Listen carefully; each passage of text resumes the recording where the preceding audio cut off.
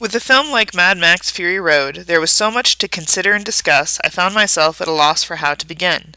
Not because I didn't know what I wanted to say, but because there was so much to say. I wanted to discuss how it felt when I saw the graffiti in the Chamber of the Wives. I could try to describe the utter elation when the words, "Who killed the world?" and "We are not things" filled a movie screen, both phrases repeated throughout the film. And then there is the casting.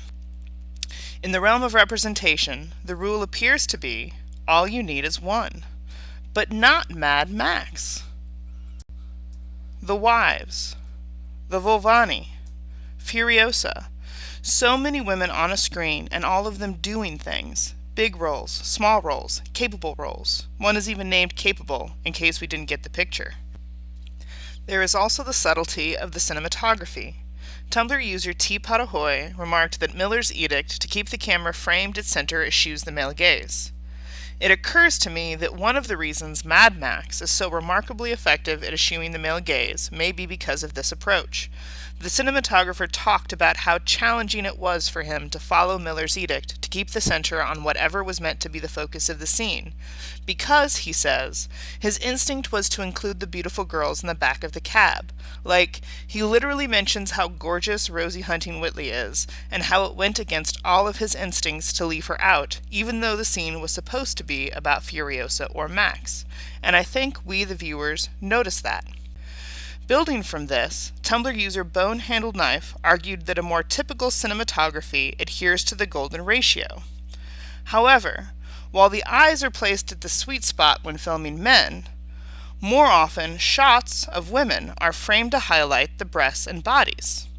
The shot encourages visual emphasis on the bodies over the face. It's almost like we live in a patriarchal society that systematically devalues women as objects, and the semiotics of sexism and degradation literally set the boundaries of our reality. But I don't want to overreact here. And all of this is intensely interesting, but what I really want to discuss is this guy, and his flaming guitar. Seriously though, it's worth asking why meninists across the internet, and some feminists, are so up in arms. Specifically, the furiosity of the Fury Road discourse is worth noting. Eileen Jones makes the argument that the first full shot we get of the escaping women shows them standing tall against a gorgeous sun-blasted horizon, wearing white muslin bikinis and other resort wear, and looking exactly like supermodels posing for a Vogue shoot in the deserts of Namibia. Rose Huntington-Whiteley plays Splendid, the lead figure among the escaping band.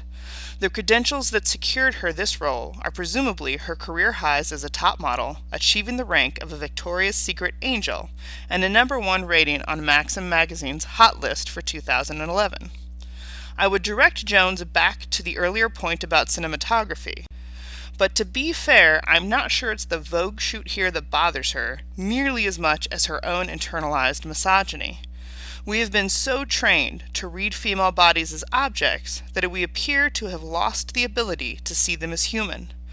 After all, what are those female bodies doing when this Vogue shoot occurs? Oh, that's right, breaking free of the jagged, serrated metal imprisoning their vaginas, reclaiming their bodies for themselves. When discussing Theron, for example, Jones states, "She seems tall enough to seem physically imposing, and she moves with athleticism, but she also brings with her the legacy of so many Dior perfume ads. The soft, tiny-nosed blonde prettiness that her crew cut merely accentuates, and that John Seale's lovely cinematography enshrines in innumerable close-ups. I'm just not sold that the beauty of Charlize Theron is the argument we want to make for why this film fails to present realistic female representation. But any successes or failures of Mad Max Fury Road to burn down the patriarchy its streamlined plot so ably dismantles pale in comparison to what it reveals about its viewers. Mad Max Fury Road is unapologetically, irrefutably, undeniably an action flick. I mean seriously.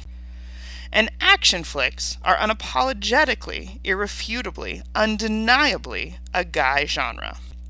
Violence is for men. Aggression, blood, rage, the apocalypse, these are man things. These are things you watch in your man cave. And, in fact, when women do them, they are still for men. But Mad Max Fury Road, sweet, wonderful, disruptive Mad Max Fury Road, is not for men. I don't necessarily think it is specifically for women either. I think, rather, that it is for people and about people. It simply doesn't hate women. And apparently not hating women is the same thing as hating men. We live in a world that hates women. I don't think we gain anything by downplaying this. We are so inured to our misogyny and sexism that we reproduce destructive supremacist hierarchies with the very best of intentions. This power is obviously cross-sectioned with all other systemic power structures of society, race, class, etc. But for gender specifically, we have tricked ourselves into believing that not thinking about patriarchy and how we reproduce it is the same thing as not participating in these acts which perpetuate it. What is particularly interesting about Mad Max Fury Road is that it takes this hatred of women and reflects it, but the narrative never excuses nor naturalizes this hate. There is not a single moment when Immortan Joe is anything but wrong.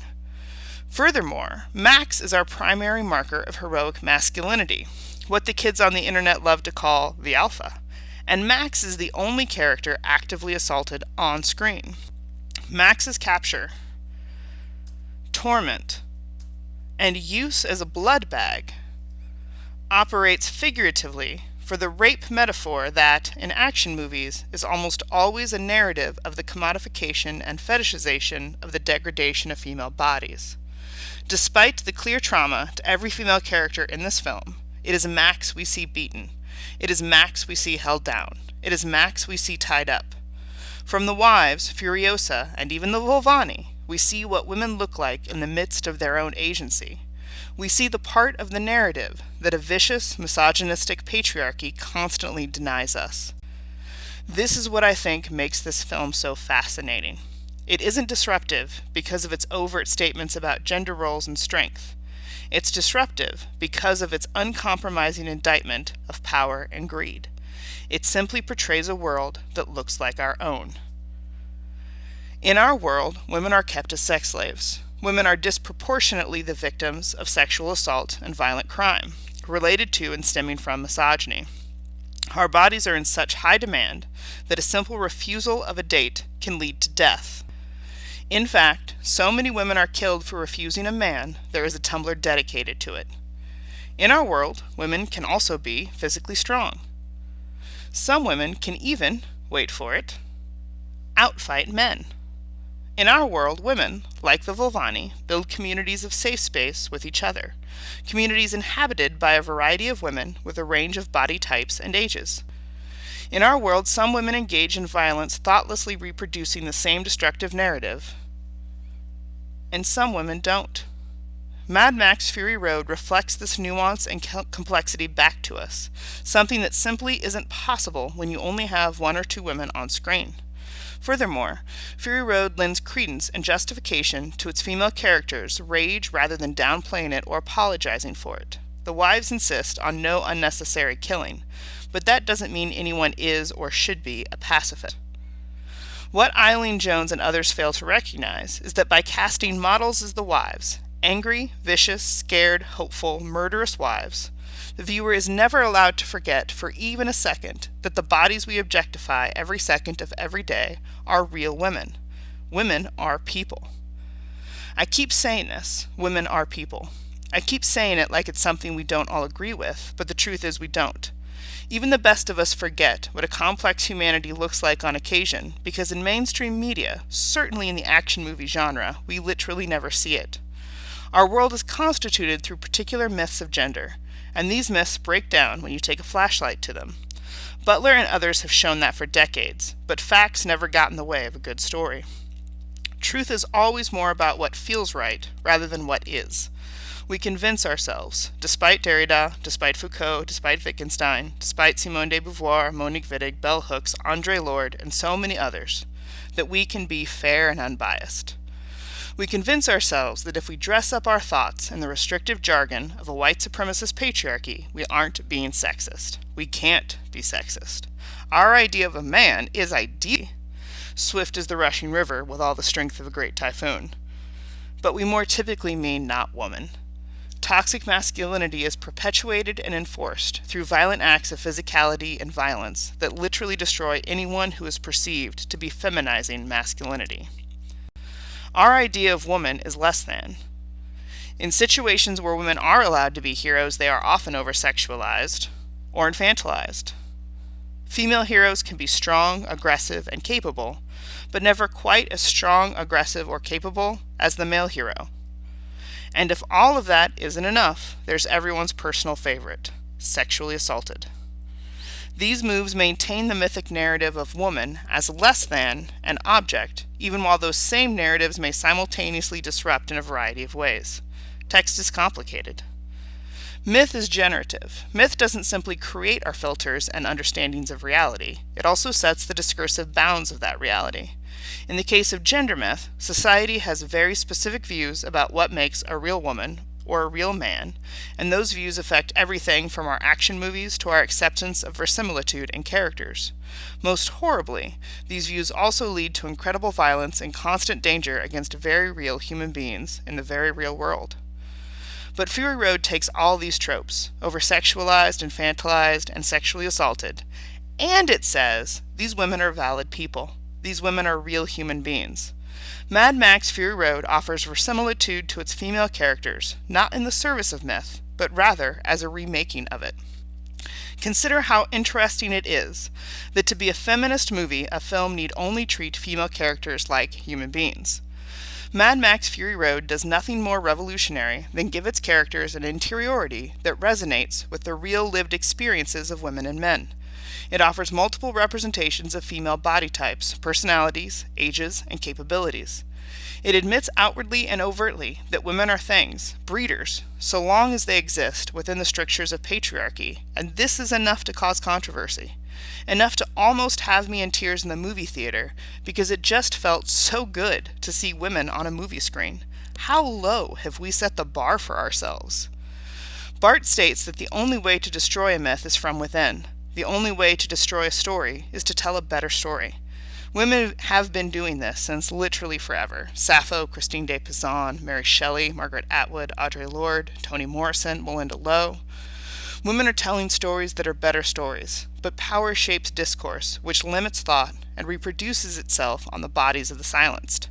On the one hand, one must play the game in order to be heard. Hegemonic ideologies operate all the microphones, and while social media is changing that, social media is, by its very nature, too ephemeral to really get our mythic juices going. Fandom is another area where predominantly women push back, but fandom is seen as too ostracized and quirky. That's not a coincidence. Fandom is affecting how we make myth without question, but the remythologizing of fandom tends to stay overwhelmingly within fandom. Consider the plethora of smutty fics on AO3, and the relative disconnect between those texts and mass media publishing. Fandom doesn't work by the light of day. Mad Max Fury Road remythologizes the action movie, and this is an amazingly disruptive thing to do. The action movie, the haven of misogyny, where men are men and women are things. I like action movies. I like chase scenes and violence. I like it when shit goes boom. What I don't like is when I am disinvited to the action movie party or allowed to attend only if I check my dignity and humanity at the door. I return now to my earlier point about how our dismissal, degradation, and dehumanizing of women is common. We can't even hear ourselves doing it. According to Christopher Orr at The Atlantic, Furiosa is, nonetheless, furious that she was long ago plucked from her home to serve. Plucked, huh? That's a very Texas Board of Education way to describe kidnapping and sex slavery, but it's also curious that slavery is no more complicated than, doing what you're told. Oh, Furiosa, isn't your rage adorable? And then there's Mark Peters, who claims Mad Max Fury Road doesn't live up to the hype. According to Peters, Max and Furiosa embark on a mission to deliver a lorry load of supermodels to safety while being chased across a post-apocalyptic landscape by a marginally evil baddie. Marginally. Marginally. What, oh what must we do to be really evil, Mark? These are the markers of rape culture and patriarchy, the systematic downplaying of women-centered tragedy, the implication that angry women are hysterical, melodramatic, and prone to overreaction, the inability to see someone who literally keeps other people as slaves as anything more than marginally evil. I mean, thank you, Internet, for making all my evidence a mere Google search away. I didn't even have to look more than 2 pages. Now that we share our thoughts online, proving we live in a sexist world is, like, so much easier than it used to be. The very people arguing against feminism do all my work for me. I have, despite my fervent belief that the personal is political, nonetheless worked to keep my anger in check during professional conversations. I could rephrase what I'm saying with something like, Mad Max Fury Road raises interesting implications for Caesarean difference if to be feminist is nothing more than to be misogynist. And I could break down the history of myth studies, the essentializing of the male narrative as the human narrative, the relegation of women to sidekick, villain, crone, or fuck buddy. But I don't want to. What I want is to make clear that this movie, good, terrible, campy, or all three, is revolutionary in its approach to female characters because it treats them like humans. And if something that should be a requirement to our myth-making is revolutionary, then I hope everyone here is as furious as Furiosa and me. We have reached a state in our discourses around and about gender where we need to seriously consider what it means to not be a feminist. Why is this an option? Why is the hatred of women, the degradation of women, the silencing of women, and the enforcement of toxic masculinity on men considered a viable counter-argument to feminism? Feminism is not a lens or a theory, or even, to be completely honest, an option. It's a requirement. It is, simply, what one must be to live ethically in the world. Remythologizing is a necessary step in this process. Remythologizing rewrites the boundaries of truth and what is natural. Remythologizing stops the eroticization of rape and violence against marginalized bodies. How can someone see Immortan Joe as marginally evil? Why does a relationship on screen between a male hero and a female hero that demonstrates a dynamic equality decenter so many viewers? Why are we unable to look at women and women's bodies without reading supremacist patriarchal power structures back onto them? These are not idle questions. These are questions that speak to my and every other woman's literal survival. I'm really fucking tired of men assaulting me. And who would have ever thought that a ridiculous movie from a ridiculous franchise with this dude would make all that clear?